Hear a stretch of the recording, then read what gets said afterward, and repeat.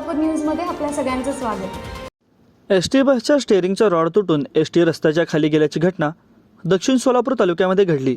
स्टेअरिंगचा rod तुटल्याने चालकाचे एसटीवरील नियंत्रण सुटले होते, मात्र बस पुढे जाऊन चिखलात रुतली, त्यामुळे मोठा अनर्थ टळला। या बसमध्ये 70 ते 75 प्रवासी होते। या अपघातात 4 ते 5 प्रवासी किरकोळ जखमी झाले आहेत।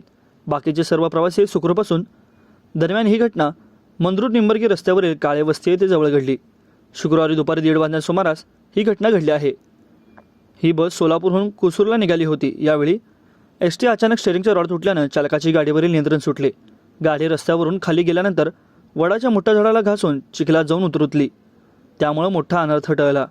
अपघातात एसटीचे किरकोळ नुकसान झाले असून एसटीतील 4 ते 5 प्रवासी हे किरकोळ जखमी झाले आहेत। दरम्यान आठवडी बाजाराचा दिवस असल्याने प्रवाशांची संख्याही जास्त होती। एसटीमध्ये 70 ते 75 प्रवासी होते। सुदैवाने मोठा अनर्थ टळला। दरम्यान जखमींना मंद्रुप ग्रामीण रुग्णालयात दाखल करण्यात आले असून उपचारानंतर जखमींना घरी सोडण्यात आले आहे।